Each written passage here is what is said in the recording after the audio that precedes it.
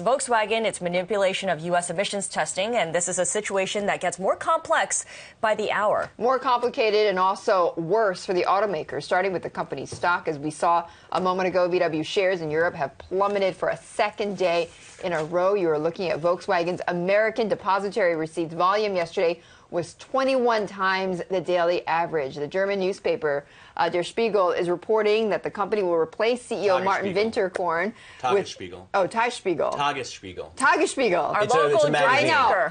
It's like you cannot have a German word in a script without Matt Miller chiming correcting in. Well, they're two separate news media sources. So if you cite Der Spiegel, that would be wrong. You've got to cite Tagesspiegel. It's a totally different company. Okay, and Matt Miller, accuracy. Matthias Müller, the German government says it will send an investigative team to VW headquarters this week to speak with officials and examine documents. So Matt, as you just heard, is here with us. Hans Nichols is in Berlin to tell us more about the latest developments. So Hans, Winterkorn just released a video statement. What did he say, and what is the takeaway from that? Well, he certainly didn't confirm the Tagesspiegel report. He indicated that he plans to fight for his job. He's asking for trust. He says he doesn't have all the explanations to the technical challenges, the technical questions, but this is clearly a CEO that is girding for a battle. Let me just lay out for you the next 48 hours. On Wednesday, we have a supervisory committee of the executive board. This is a normally 6-person board, but they're down to 5 people right now. They meet on Wednesday night, and then they usually present things to the full board, which is a 20-person board. That board is basically equally divided between investors and labor representatives, as well as representatives from the lower Saxony state, where Volkswagen is headquartered. So in some ways, we're going to be looking to see what happens at this 5-person board on Wednesday night, and then what happens on the full board on Friday. It looks like Dr. Winterkorn, I should say, is prepared to fight for his job. There are a lot of explanations. This morning, they announced a 6.5 billion euro legal provisions and said that the numbers of autos affected, 11 million. This is a company that produces about, at least last year, a banner year for them, about 10 million units. Guys? Hey, Hans, why is it only a 5-person gremium instead of a 6-person gremium? Because Ferdinand Piëch, right, who was the chairman of the board. That's right, because Ferdinand Piëch is out. And who wanted to oust Winterkorn as CEO previously? Piëch. So this is a question who controls 51% of the company? Well, the Piëch family, right? That's right. I mean, I'm just making the point that Piëch still kind of controls pulls the strings behind the scenes. He wanted to oust Winterkorn, so he's going to have a lot of say in this.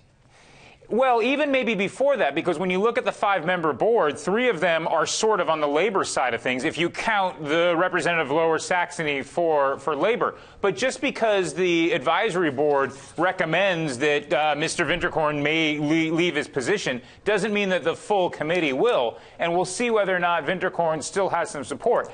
You know, in some ways, I think the most important comments are from the premier of Lower Saxony. And, Matt, you and I are in danger of putting all our viewers to sleep, so we should just do this entire segment in German to make sure they stay asleep. But in some ways, it's the premier of Lower Saxony. His comments yesterday saying Dr. Winterkorn has some explaining to do. He controls some of those votes, and if the Lower Saxony government and union vote together, it's game over for Mr. Dr. Martin Winterkorn. Okay, outside of that, though, look, this is affecting not only the German, you've seen German stocks and and the German economy at large, in the sense that, what is consumer confidence, but also, obviously, here the car makers in the U.S. Angela Merkel coming out with a comment on Volkswagen. I want to play that for our viewers right now. We need to have full transparency from the company. The entire situation needs to be clarified. The Minister of Traffic is in close contact with Volkswagen, and I hope that the facts will be put on the table as quickly as possible. So, Hans, we know that Germany is now launching its own investigation. The French have called for a broader investigation as well. Italy is requesting information.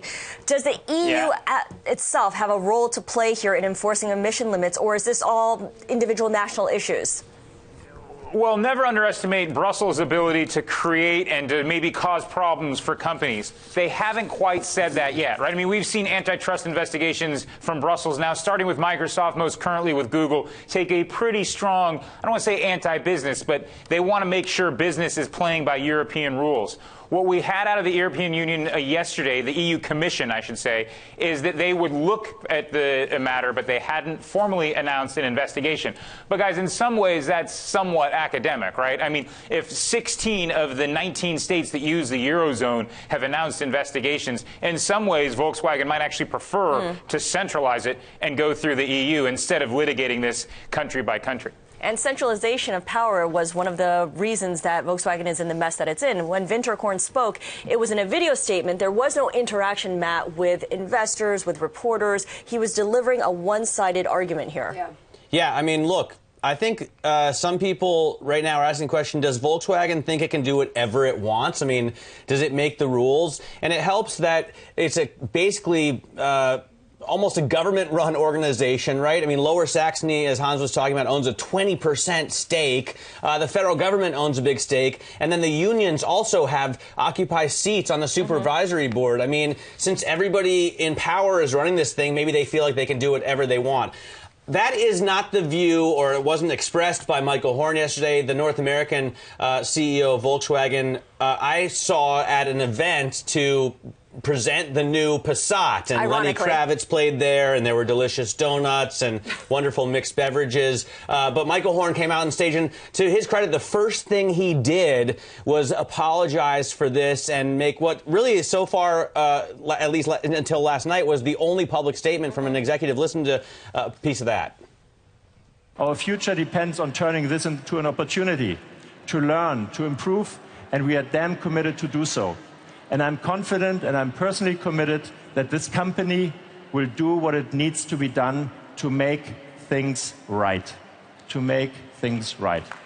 So, and he said they're going to pay what they need to pay also, which could be a pretty high bill. I mean, obviously the number... What is it, like $35,000 per vehicle or something like that? Well, that's the fine, right? And then so we were throwing around the $18 billion number. They've set aside $7.3 billion already. But imagine if you had bought a Volkswagen with clean diesel, you bought a product to do one thing, it didn't do that product, you would take it back to the person who sold it to you and say, here's your product, I want the money back. And if there are 11 million of those, that's going to be a pretty hefty bill as well.